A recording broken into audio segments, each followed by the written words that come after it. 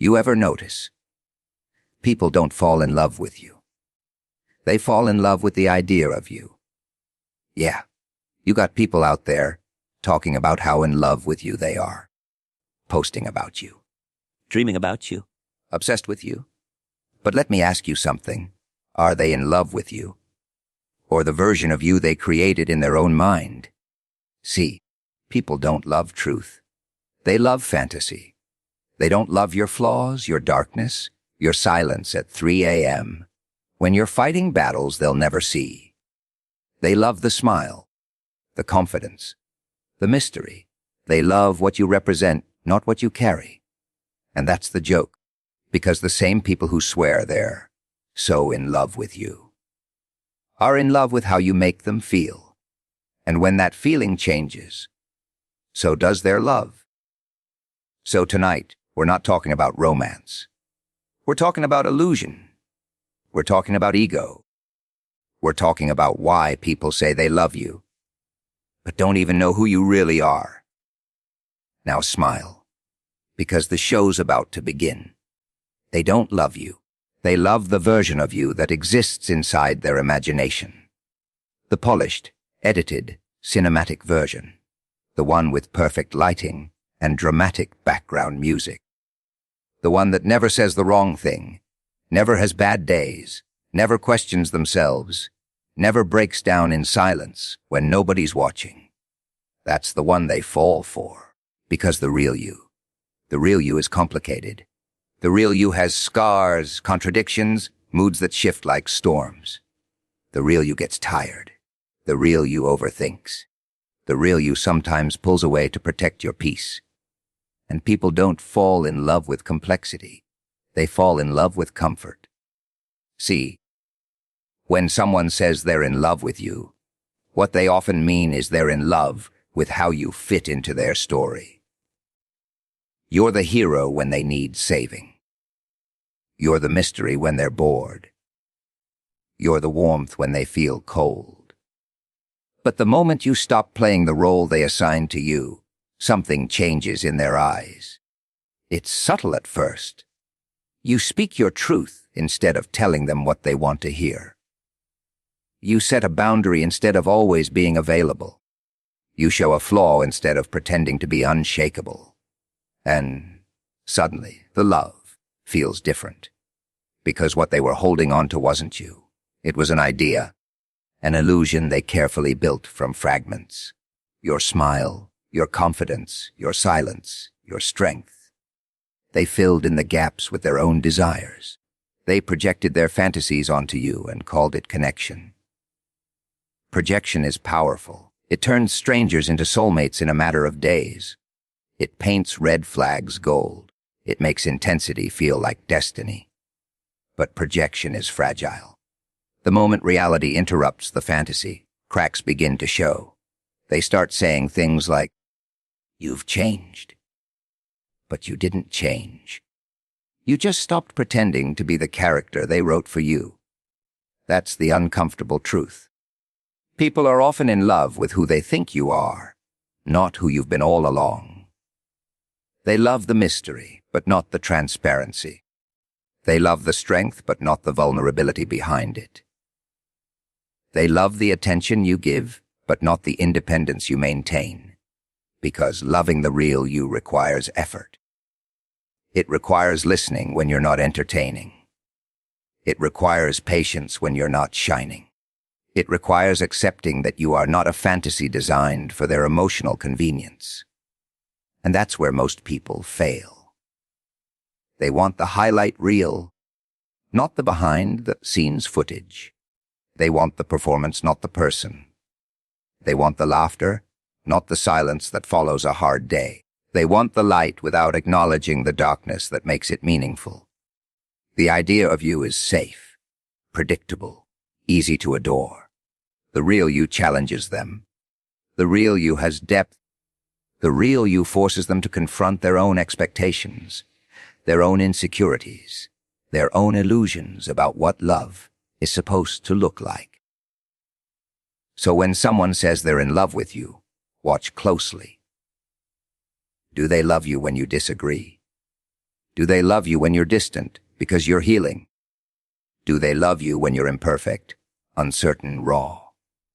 Or do they only love you when you're convenient, impressive, desirable? Because the difference between loving an idea and loving a person is sacrifice. One requires imagination. The other requires acceptance. And most people are addicted to imagination. Obsession feels intense. It feels electric. It moves fast, speaks loudly, demands attention. It floods your phone with notifications, fills rooms with heavy eye contact, turns your name into something they repeat like a favorite song. It looks passionate. It looks powerful. But it isn't love. Obsession is hunger. Love is nourishment. When someone is obsessed with you, they crave you the way a fire craves oxygen. They want constant access, constant reassurance, constant proof that they matter to you. They don't just admire you, they fixate on you. You become the center of their thoughts, their mood, their day. If you reply quickly, they're high. If you take too long, they spiral. Their emotions rise and fall based on your attention. That's not connection. That's dependency dressed up as romance. Obsession is possessive. It whispers things like, "You're mine." It doesn't ask how you feel, it assumes. It doesn't respect space, it fears it. The idea of you having a life outside of them feels threatening. Your independence becomes something they try to shrink, not celebrate. Love doesn't shrink you. Love gives you room to breathe. When someone truly loves you, they don't panic when you're quiet. They don't need constant validation to feel secure. They trust your presence even in your absence. Obsession, on the other hand, needs constant stimulation. It feeds on intensity. It thrives on drama, on emotional highs and lows, on the rush of uncertainty. That's why obsession often burns bright at the beginning. It's dramatic. It's overwhelming. It feels like something out of a movie. Late-night confessions. Big promises too soon. Words like forever, spoken before they even know your middle name. But obsession isn't built on understanding. It's built on fantasy and fear. They don't want to know your depth. They want to claim your surface. They don't take time to learn your scars. They just want to be the only one allowed near them. And if they sense they're losing control, the tone shifts. The sweetness becomes suspicion. The passion becomes pressure.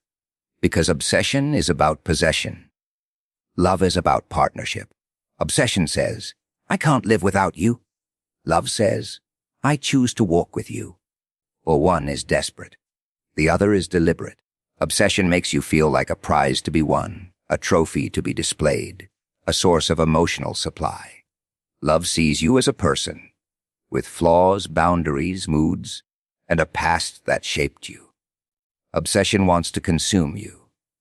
Love wants to understand you. And here's the most dangerous part: obsession can feel flattering.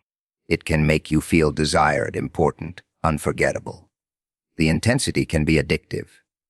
When someone constantly wants you, constantly talks about you, constantly needs you, it feels powerful. But eventually, that intensity becomes heavy. You start feeling watched instead of cherished, pressured instead of appreciated, responsible for their emotional stability instead of supported in your own. Because obsession doesn't ask, "Are you happy?" It asks, "Are you still mine?" Real love is steady. It doesn't need fireworks every day to survive. It doesn't turn small misunderstandings into catastrophic threats. It doesn't confuse control with care. Obsession is loud. Love is calm. Obsession is urgency. Love is patience. And if you look closely, you'll realize that obsession is more about them than it is about you. Their fears, their insecurities, their need to hold on to something that makes them feel powerful or safe. Love, though, is about both of you. It's mutual. It's balanced. It's strong enough to survive without chains. People don't always fall for who you are. They fall for how you make them feel. The comfort you bring into their chaos.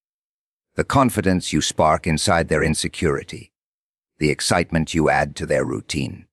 You become an emotional experience, not a human being. And experiences are addictive. When you walk into a room and shift the energy, when your words calm their anxiety, when your presence makes them feel seen or desired, they attach that feeling to you, not to your values, not to your struggles, not to your complexity, just to the emotional high. You become their escape. Maybe you make them feel important. Maybe you listen in a way no one else does. Maybe you challenge them and make them feel alive. Whatever it is, the feeling becomes the focus. And as long as you keep delivering that feeling, they call it love. But what happens when you're tired?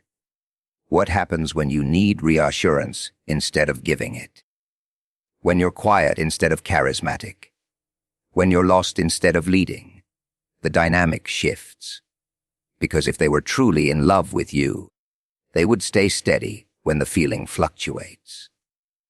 But if they're in love with the emotion you provide, the moment it fades, confusion sets in. They start questioning the connection. They say things like, "It's not the same anymore." Of course it's not. You're human. No one can perform emotional magic every day. No one can constantly inspire, entertain, uplift, and validate without needing the same in return. But when someone is attached to how you make them feel, they don't always notice the pressure they're placing on you. You become responsible for their happiness without signing up for the job. They crave your attention because it boosts their ego. They crave your affection because it quiets their doubts.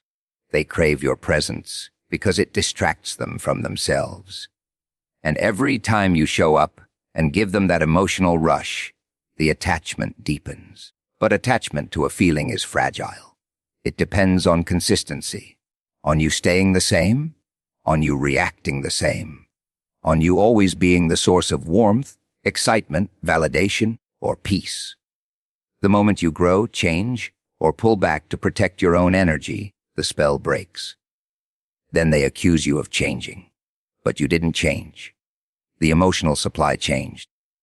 Real love isn't about the constant high. It's about choosing someone, even when the emotions are calm, even when the excitement settles into something quieter. It's about appreciating the person behind the feeling. If someone only loves you when you're inspiring them, motivating them, or making them feel desired, that's conditional. It's transactional. It's subtle, but it's there. I love you because of what you give me emotionally. Take away the validation and watch what happens. Take away the constant reassurance and watch the discomfort grow. Because when someone truly loves you, they don't just consume the feelings you create. They become curious about your inner world. They ask how you feel. They notice when you're off. They support you when you can't be the strong one. They don't just enjoy the light you shine on them. They care about the source of that light. Feelings are powerful. They connect people quickly. They create chemistry, intensity, and desire. But feelings alone are unstable. They rise and fall. They shift with circumstances, moods, and time. If someone's attachment is built only on how you make them feel, it will fade when the feeling isn't as strong. But if it's built on who you are, it survives beyond the emotional highs. It survives silence. It survives distance. It survives the days when you're not glowing. Because loving a feeling is easy. Loving a person requires depth. Attention can look a lot like affection if you don't look closely.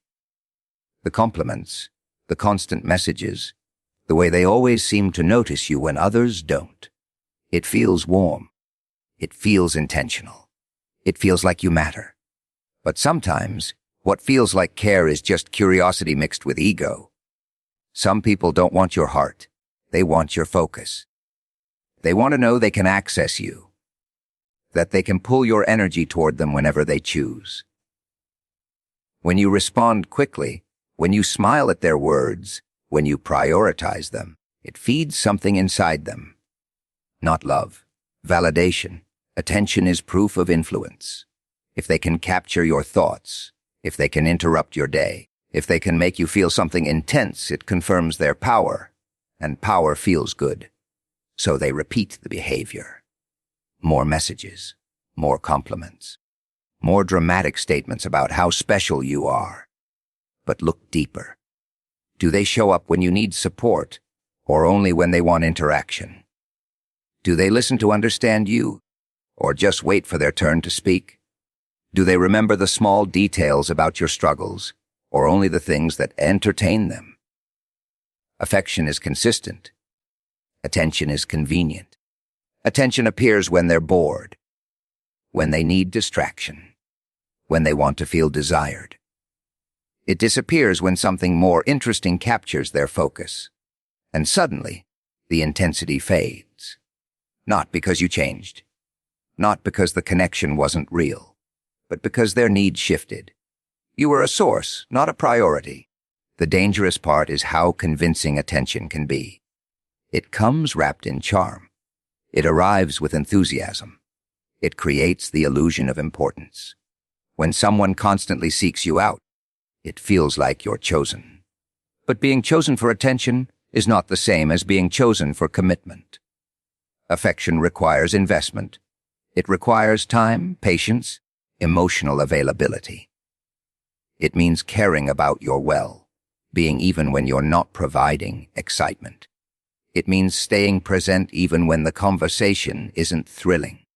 Attention, on the other hand, thrives on stimulation. If the interaction slows down, attention looks for another spark. There's also a difference in intention. Affection wants to build. Attention wants to consume. One asks, "How can I support you?" The other silently asks, "How can you make me feel right now?" If someone only reaches out when they need reassurance, when they feel lonely, when they want praise, that's not love growing. That's ego being fed. And the moment you stop responding the same way, the tone shifts. They may pull back. They may accuse you of being distant. They may search for attention elsewhere. Because the connection was never about depth. It was about access. True affection is quiet sometimes. It doesn't need an audience. It doesn't need constant affirmation. It doesn't panic when you're unavailable. It respects your space because it values you as a person, not just as a source of emotional stimulation. Attention is loud, it demands, it performs. Affection is steady, it protects. If you remove your availability and someone's interest disappears, it was never affection. If you stop entertaining and they stop engaging, it was never about your heart. It was about the reaction you gave them. And reactions are temporary. Real care remains even when the spotlight turns off. Fantasy is beautiful. It's effortless. It allows people to paint over the cracks, to soften the sharp edges, to turn ordinary moments into something cinematic. In the beginning, everything feels amplified. Every text feels meaningful. Every glance feels loaded. Every small similarity feels like fate. The mind fills in the blanks with perfection. But fantasy is fragile. When someone builds a version of you in their head, they aren't just admiring you. They're editing you. They remove the parts that don't fit their ideal. They exaggerate the traits they love. They ignore the inconsistencies. In their imagination, you are exactly what they've been searching for. Not because you are flawless, but because they've rearranged you to be. And you don't even realize it's happening. They look at you and see potential instead of reality. They hear your words and interpret them through hope. They project their desires onto your silence. The connection feels intense because it's fueled by expectation, not understanding. But reality doesn't stay quiet forever. Eventually you disagree. You show a flaw, you reveal a fear. You fail to meet an expectation you never agreed to carry. And that's when the shift begins. The tone changes. The energy cools.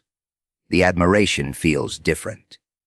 They start saying you're not who they thought you were. Of course you're not. You were never the fantasy they constructed. When illusion breaks, disappointment follows. Not because you did something wrong, but because you stopped aligning with a script you didn't write.